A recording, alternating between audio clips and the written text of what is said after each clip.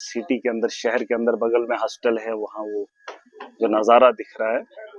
अब जिस हॉस्टल के अंदर लोग इलाज करने जाते हैं वो भी सेफ नहीं है, और घरों के अंदर बैठे हैं वो भी सेफ नहीं है, और सरकार की तरफ से कोई नेता नहीं आया जहां लोगों की मौत हुई। पूरी दुनिया के अंदर चर्चे हुए कि हिंदुस्तान और पाकिस्तान का जंग चल रहा है और उस जंग में लोगों की मौत हुई, उनके घर जाने वाला कोई नहीं, जिन्होंने कुर्बानियां दी उनको जानने वाला कोई नहीं।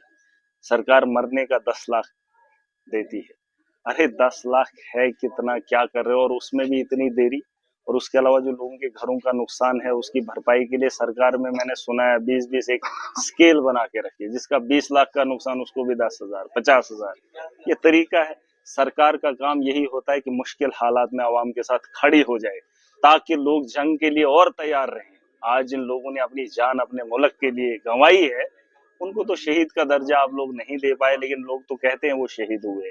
हाँ, जंग के अंदर जिन लोगों की मौत होगी वो शहीद ही कहलाता है, लेकिन सरकार ने अभी तक वो काम नहीं किया। यूक्रेन में कितने लोग मरे देश का मीडिया दिखाता है, हमारे देश के लीडर बताते हैं। अपने देश के अंदर क्या हो रहा है वो गिनाते नहीं, वो नहीं गिनाते, क्योंकि आपने देखा होगा जब वो एंकरिंग करते हैं तो उस जंग का हिस्सा बनते हैं और बताते हैं गोले यहाँ से आ गए। हमने इतने दिखाए ना, हमारे यहाँ कोई आया ना, इन्होंने हिम्मत की, और ना इनके नेताओं ने, और तिरंगा रैली पूरे देश के अंदर निकाली। अरे तिरंगे से बेहतर था कि अपने नेताओं को बोलते, अपने आकाओं को बोलते, जिन लोगों ने कुर्बानियां दी हैं इस जंग के दौरान, उनके घरों में जाए, उनके साथ ताजियत करें। लेकिन वैसा तो नहीं हुआ। ये राजनीति है, हम इस सियासत का शिकार हुए हैं। चाहे पाकिस्तान की गोलाबारी से उन्होंने आतंकवाद फैलाया है, लेकिन हम आतंकवाद को नहीं रोक पाए।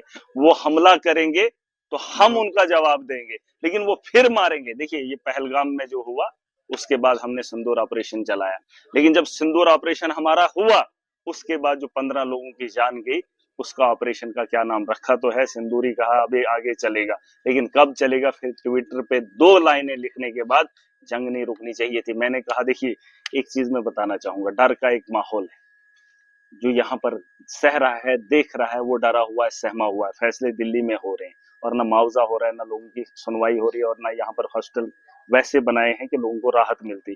मैं कह रहा हूं जब तक आतंकवाद है तब तक ऐसा माहौल आपको देखने को मिलेगा। या तो आप सरहदों को मजबूत कर लीजिए, पहली बात तो आतंकवाद अंदर नहीं आएगा, वो कोई कातलाना हमला नहीं करेगा और जंग का माहौल नहीं बनेगा। जो हुआ पहलगाम इसलिए हुआ क्योंकि सरहद पार से लोग आए। उसके बाद आप एक काम और कर सकते हैं कि कूटनीति, जिसकी आपने डंका पीटा था पूरे देश के अंदर कि मोदी की कूटनीति कूटनीति कूटनीति, वो अमेरिका जो डोनाल्ड ट्रंप आप उस पाकिस्तान के साथ खड़ा हो। मैंने कहा कूटनीति ऐसी होनी चाहिए कि पाकिस्तान कंगाल हो जाए और वो सबसे बड़ा हथियार बेचने पे मजबूर हो जाए अपनी कंगाली को खत्म करने के लिए, और ये डर का माहौल अमन में